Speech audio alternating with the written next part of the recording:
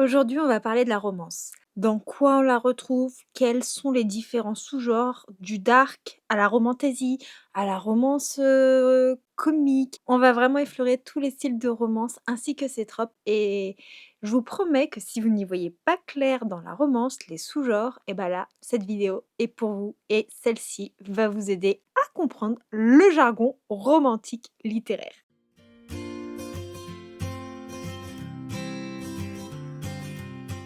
Hello maître et érudit de la citadelle, c'est Joanna. Je suis ravie de vous retrouver aujourd'hui pour une nouvelle vidéo. On va parler de la romance sous toutes ses formes. Vous allez me voir armée de ma tablette aujourd'hui parce que j'ai besoin d'elle pour ne pas vous dire de bêtises, me rappeler un petit peu de mes petites notes qui vont effleurer, les romances sombres, les romances, comiques, les romances très, très dark, les romances fantasy, fantastiques, mais également on va parler des tropes du slow burn, du instant love, du step brother et tous ces tropes qui peuvent paraître chinois quand on débarque dans le milieu littéraire.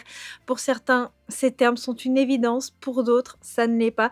J'ai souvent des questions concernant les mots que j'emploie lors de mes updates, ou également sur mes réels Instagram. Je pense par exemple au réel que j'ai publié ce matin qui parlait, de slow burn ou de l'instant love.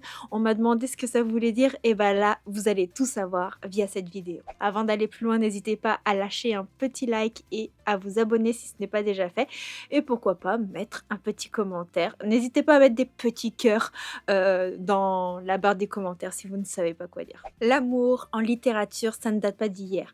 On a de la romance depuis l'Antiquité. Cela va dans les mythes comme Orphée et Eurydice, mais également aux romans chevaleresques comme Tristan et Iseult. Ce sont des titres qui ont bercé notre éducation, dont on en a toujours entendu parler, et la romance est un genre qui a toujours fasciné. Le genre de la romance tel qu'on le connaît aujourd'hui va notamment principalement se développer au 19e siècle avec Jane Austen, avec les sœurs Brontë. Parce que ces romances vont aborder des thèmes qui nous sont un peu plus parlants, tels que le mariage, la condition féminine, mais également beaucoup les inégalités sociales. Au XXe siècle, la romance va encore évoluer avec des œuvres comme Danielle Steels, Nora Roberts. Et ces œuvres, on va les voir adaptées en téléfilm. Je me rappelle, par exemple, en petite anecdote, ma maman, elle lisait énormément les romances de Danielle Steele, mais également celles-ci passaient en adaptation télévisée, en téléfilm sur M6. Et je me rappelle vraiment ma maman qui regardait ça l'après-midi et on voyait à l'écran d'après l'adaptation de Danielle Steele. Et aujourd'hui, quand on va dans sa bibliothèque, on retrouve ces romans-là. Ces romances, elles sont devenues populaires notamment parce qu'elles vont aborder des thématiques qui sont liées à la famille, mais également qui vont adapter l'évolution des mentalités pour que celles-ci soient plus proches de notre ère. Et forcément, aujourd'hui, la romance, ça va toucher tous les âges, mais également toutes les sensibilités. La romance, elle prend des formes multiples et contient de multiples sous-genres. Le premier genre, c'est la romance contemporaine. Sachant qu'il y a d'autres sous-genres qui sont également des romances contemporaines et qui sont qualifiées. Donc par exemple, quand plus tard je vais vous parler de la new romance, c'est souvent un sous-genre de la littérature romantique qui est également de la romance contemporaine, c'est juste qu'elle a des critères un peu plus spécifiques, on va voir tout ça. Par exemple, la romance contemporaine, c'est vraiment l'amour le plus proche de notre quotidien. On va y suivre des personnages qui vont vivre à notre époque, avec des problématiques assez modernes, telles que le travail, la famille, la technologie. Pour illustrer cela, on pourrait parler par exemple de Avant toi de Jojo Moyes.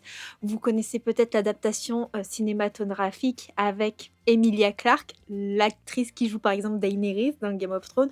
Dans Avant toi, elle va jouer une auxiliaire de vie qui va s'occuper d'un homme malade, handicapé, et va y avoir une romance qui va se développer avec ces thématiques que l'on peut retrouver totalement dans la vie courante. Mais on a également des romances un petit peu plus humoristiques dans ce genre-là. Je pense par exemple à The Spanish Love Deception de Elena Armas.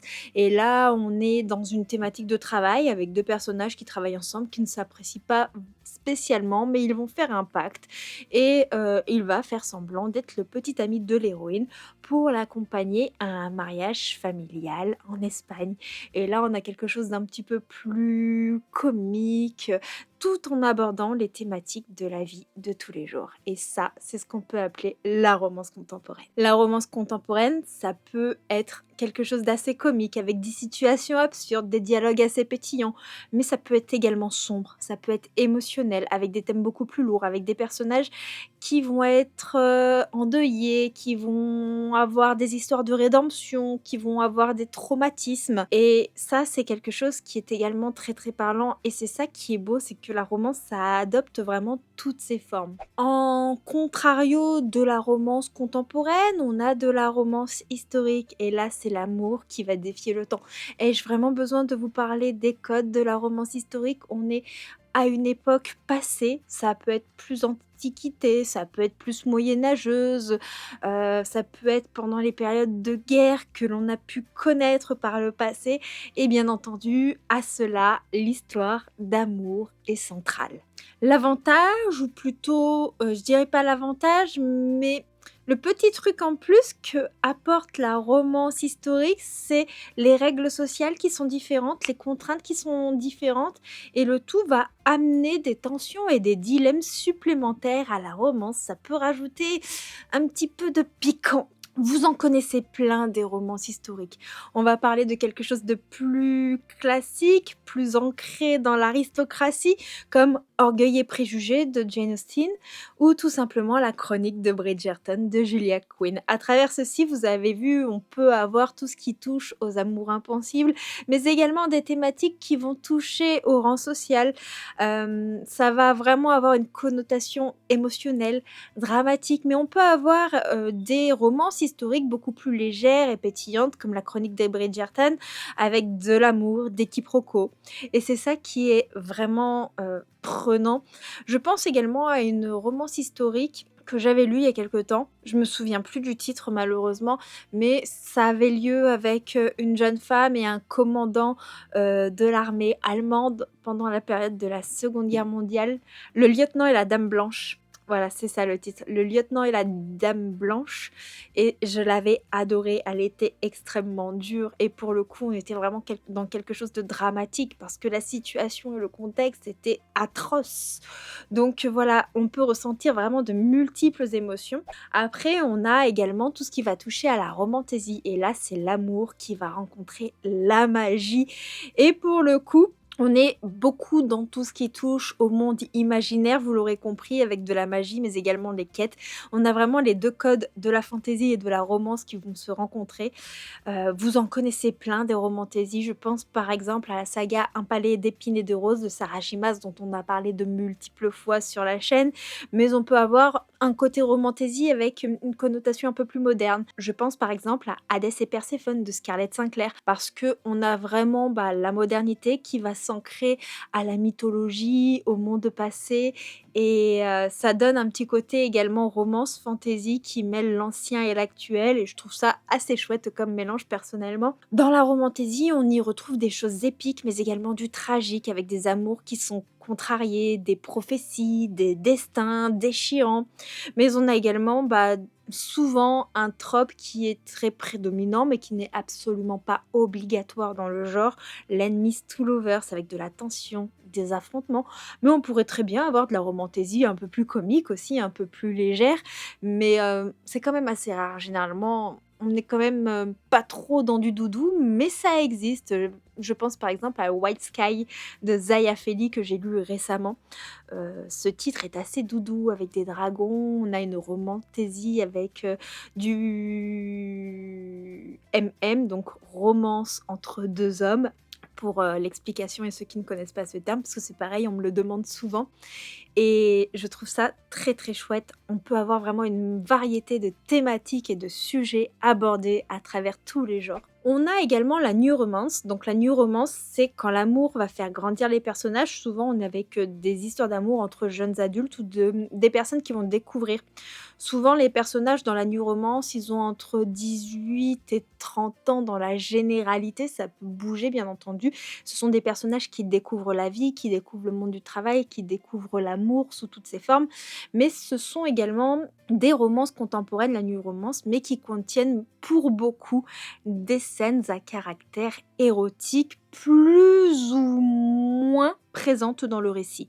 C'est-à-dire que ça peut être des scènes qui sont très légères et très éparses. Il doit y en avoir une ou deux dans tout le bouquin, comme vous pouvez en avoir à tous les chapitres. Il y a vraiment tous les styles de new romance.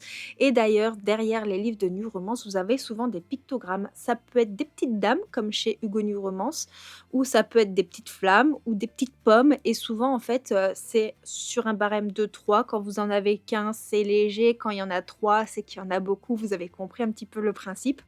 Et donc, dans la new romance, vous avez des titres comme Beautiful Disaster de Jamie McGuire. Alors, pour le coup, je vous cite cet exemple-là, mais ça fait une éternité que je l'ai lu. Je pourrais plus vous faire un résumé, mais vous avez également Maybe Someday de Colin Hoover, où là, on est avec des personnages qui sont à l'université. Vous l'aurez compris, franchement, dans la new romance, vous avez de l'émotionnel, de l'intense, avec des drames, de la profondeur psychologique, mais vous avez également des choses un petit peu plus légers, un petit peu plus feel good, comme on dit, des choses un peu plus pétillantes, voire comiques, avec des romances qui sont douces, qui sont réconfortantes, qui amènent une dose de rire. Et voilà, vous avez vraiment tous les panels. Après, on a la dark romance, que personnellement je différencie avec les romances sombres. C'est-à-dire que quand on parle de dark romance, c'est un genre littéraire appartenant au genre de la romance à part entière. La dark romance, pour moi, ce sont des romances qui jouent avec les limites des relations toxiques. Ça peut être des relations qui sont toxiques d'un point de vue psychologique, mais également d'un point de vue physique.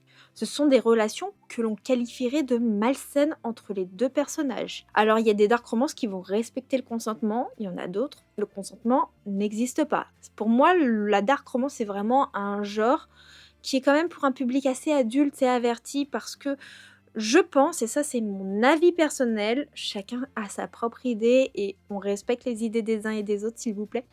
C'est hyper important. Je pense que quand on est jeune, on n'a pas forcément les bons exemples pour voir ce qui est une romance saine. Et la dark romance montre un style de romance qu'on ne devrait pas vénérer. C'est un style de romance qu'on peut lire parce qu'on aime, par exemple, les choses un peu comme le thriller. C'est pas parce qu'on suit l'histoire d'un meurtrier que l'on apprécie un meurtrier. Bah, la dark romance, c'est pareil. C'est pas parce qu'on lit une dark romance qu'on cautionne ce qui se passe au sein de l'amour qu'il peut y avoir entre ces personnages qui est toxique. Mais par contre, quand on est jeune, en fait, on ne doit pas avoir ce genre de relation comme exemple. Et c'est pour ça que je dis que c'est pour un public adulte et averti. Mais à contrario, les romances qu'on peut qualifier de sombres, la romance sombre, ça peut être dans une romantaisie, mais ça peut être également dans de la new romance, ça peut être dans de la romance contemporaine, mais ça peut être également dans la romance historique. C'est pour moi une romance saine avec un contexte autour de la romance qui est beaucoup plus sombre. Par exemple, je vais prendre un exemple tout bête, ça peut être une romance qui se déroule dans l'univers de la mafia. Autour, il peut y avoir du trafic, il peut y avoir des assassinats, il peut y avoir des choses assez glauques. Mais l'amour entre les deux personnages et la relation qui se construit entre les deux est saine, bienveillante, respectueuse. Je sais pas si vous voyez la nuance. Je sais pas si je m'exprime plutôt bien. Mais en gros, pour moi, la dark romance, c'est des personnages toxiques, des personnages dangereux, des thèmes très difficiles, des relations toxiques. On parle par exemple de Captive de Sarah Rivens qui a connu un succès phénoménal. On parle de The Missing Obsession de Angela Arkin. Ce sont des dark romances qui sont très difficiles. D'ailleurs, D'ailleurs, les titres que je vous mentionne, je vais essayer de vous les mettre en barre de description si vous êtes curieux. Pour moi, la romance sombre, c'est de la romance où il y a de la tension, du danger. Par exemple, en romance sombre, on peut avoir The Wicked Game de Anita Ridgen. C'est une histoire que j'ai lue très très récemment. Et la relation entre les deux personnages, elle est saine, elle est totalement consentie. Les personnages apprennent à se connaître. Mais le vécu autour d'eux, l'atmosphère, elle est très sombre. En dehors des romances un peu classiques dans le monde contemporain, on a également tout ce qui est romance paranormale, l'amour qui va au-delà du réel. L'amour va croiser le surnaturel avec des créatures fantastiques, de la magie, des mondes parallèles. C'est un sous-genre entre la romance et la romantaisie. Je vous explique pourquoi. Parce que ce sont souvent des relations dans la romance paranormale qui sont marquées par le conflit entre l'humain et l'inhumain qui vont apporter une touche de mystère et de danger. Par exemple, ça peut être une romance qui se passe dans un monde contemporain, mais avec une petite connotation. On se demande si tout ce qui se passe autour de nous est réel. Mais ça peut être également, dans la romance paranormale, ce qu'on pourrait qualifier de beat lit, qui est un style d'urban fantasy, si je peux dire ça, mêlé vraiment avec notre univers. On pourrait mettre dans ce genre-là tout ce qui est Twilight et la confrérie de la Dague Noire. Ce sont des titres qui servent vraiment entre la romantaisie, parce qu'on n'a pas un univers pur de fantasy, et entre le contemporain. C'est vraiment un genre qui chevauche plusieurs genres et qui est très proche également de l'urban fantasy et de la beat lit, ou même pour certains titres qui peuvent être un peu en commun. On a également tout ce qui est romantic suspense dans les sous-genres de la romance, et là, c'est l'amour qui va rencontrer le danger. Ce genre est parfait pour ceux qui aiment la romance et le thriller, par exemple. On a vraiment un mélange haletant entre amour, intrigue policière, enquête. Ici, l'histoire va s'entrelacer avec des complots, des menaces. Il y a un petit côté thriller, mais attention, avec une romance qui reste toutefois assez prédominante. Je pense à Animaux Nocturnes de Angel Arkin, où on suit un inspecteur qui va essayer de débusquer des tueurs en série qui ont le même mode opératoire que son meilleur ami qui a été incarcéré des années plus tard pour un meurtre. Et bien entendu, il va y avoir une romance dans chaque tome. Ça avait été une excellente lecture d'ailleurs. Si vous aimez ce genre-là, je vous le conseille très très fortement. Mais vous avez par exemple des romances à suspense qui sont beaucoup plus légères. Je pense par exemple à Nymphéa et la Chambre Rouge, qui est également une new romance, puisque les sous-genres de la romance peuvent contenir plusieurs genres, c'est ça qui est magnifique, avec Margarita Gabbiani. Et là, vous êtes dans une maison close, il va y avoir un meurtre, et notre héroïne qui se fait passer pour une personne travaillant dans la maison close est en réalité journaliste et elle va enquêter sur ce qui se passe à l'intérieur de cette maison. Et là, on est quand même dans un petit romantic suspense avec les codes de la new romance. Et c'était vraiment génial également comme lecture. Mais attention, un petit peu de smut dans ces deux lectures-là, celles que je vous ai citées. Donc, faut aimer quand même le degré de spicy. Le smut et le spicy, c'est les scènes à caractère érotique, je le reprécise également. Alors, il y a encore d'autres sous-genres de la romance que j'ai sûrement oubliés, puisqu'il y en a vraiment des tonnes et des tonnes de déclinaisons. Je pense avoir cité au moins les principales. Mais il y a également des tonnes et des tomes et des tonnes de tropes en romance. Les tropes, ce sont des schémas que l'on adore retrouver. Et pour le coup, je vais essayer de vous donner des définitions de ces schémas parce que vous êtes nombreux et nombreuses à m'avoir demandé la définition de quelques-uns d'entre eux. Je vais commencer par le plus évident, c'est l'enemies to lovers. Et dans ce trope-là, ce sont deux personnages qui se détestent et qui vont finir par tomber amoureux. C'est un trope dont raffolent les lecteurs et lectrices de romantaisie par exemple, mais nous avons un des tropes que je préfère personnellement, c'est le slow burn. Le slow burn, c'est un schéma hyper important en romance parce que c'est la relation amoureuse qui va prendre le temps de se développer. Et je trouve que celui-ci est vraiment incroyable parce qu'il va vraiment mettre en avant la relation sous toutes ses formes, avec des personnages qui apprennent à se connaître et ça va développer beaucoup plus de tension, beaucoup plus de sentiments. Du moins, c'est ce que je ressens avec ce trope-là. Nous avons un schéma que l'on retrouve également, c'est le fake dating. Donc 2 personnages qui vont faire semblant d'être en couple et qui, au final, peuvent tomber amoureux. Tout commence par un faux rendez-vous, vous l'aurez compris. Nous avons le Friends to Lovers et là, c'est l'amitié qui va évoluer en amour. Et je vous avoue qu'il y a une grosse période de ma vie où je préférais l'Enemies to Lovers. Aujourd'hui, le Friends to Lovers, c'est celui que je préfère.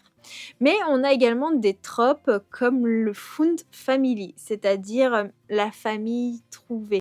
Ça peut être une famille au sens propre, mais également une famille située dans un groupe, une amitié. C'est un schéma où on suit un groupe de personnages, même si dans la romance, il y a toujours 2 personnages qui sortent du lot et où quand on lit, on se retrouve vraiment absorbé dans cette atmosphère.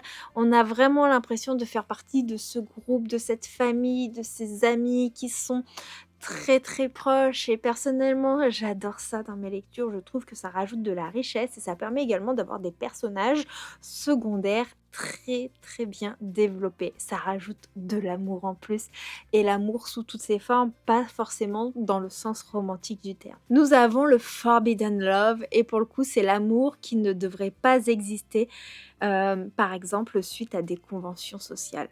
On peut retrouver par exemple le schéma du step-brother, demi-frère, demi-sœur, ou demi-frère, demi-frère, demi-sœur, demi-sœur, hein, ça marche également, qui ne sont pas d'un même parent mais qui tombent amoureux. C'est un amour qui ne devrait pas exister, donc c'est dans ce schéma-là. Mais on peut retrouver également tout ce qui est age gap, donc la différence d'âge entre 2 personnages. Il y a plein de petits schémas comme ça. On a le schéma de la seconde chance. Donc souvent ce sont 2 personnages qui ont déjà été ensemble et qui vont se retrouver des années plus tard et qui ont la chance de recommencer. Nous avons le Grumpy Sunshine et là nous avons un personnage grognon et un autre personnage qui est beaucoup plus solaire et les 2 vont se compléter à merveille et ce qui est génial dans ce genre de récit, c'est que souvent il y a des punchlines à mourir de rire entre celui qui est un peu bougon comme ça et puis celle qui pète le feu, qui a un humour déroutant, une joie de vivre. Je trouve ça extraordinaire comme style, comme... oh, j'adore ce genre de romance aussi. Nous avons les boss employés. Ce sont des relations qui vont se créer au travail avec une hiérarchie entre 2 personnages et là aussi ça amène son lot de situations cocasses. Nous avons les romances colocation. Vous savez que j'en suis assez friande en trope et là pour le coup ça va être des personnages qui vivent sous le même toit. Et ce qui est bien c'est que dans ces schémas-là, la colocation par exemple, c'est qu'on peut avoir de l'enemies to lovers, on peut avoir également du friends to lovers, on a d'autres tropes qui peuvent se mélanger les uns aux autres et il y a encore plein d'autres schémas dans la romance que je ne vous ai pas cités. La romance, vous l'aurez compris, c'est bien plus qu'un genre unique, c'est vraiment un melting pot d'émotions et d'univers qui vont s'adapter à toutes les envies et à tous les types de lecteurs. D'ailleurs, êtes-vous plus team slow burn, romance qui prend son temps, ou vous préférez l'instant love, l'amour qui débute tout de suite, l'enemies to lovers explosif par exemple? N'hésitez pas à me dire en commentaire quel est votre style de romance préféré. D'ailleurs, spicy, non spicy. Et n'hésitez pas également, si vous voulez en savoir plus, à aller checker un œil aux sources que j'ai utilisées pour pouvoir vous faire cette vidéo parce que je n'ai absolument rien inventé. J'ai pris pas mal de temps pour faire des recherches, vérifier mes connaissances sur le sujet et vous retranscrire le moins de bêtises possible. Et sur ce, moi je vous fais de gros bisous. Merci d'avoir regardé la vidéo jusqu'au bout et on se dit à très bientôt. Ciao, ciao!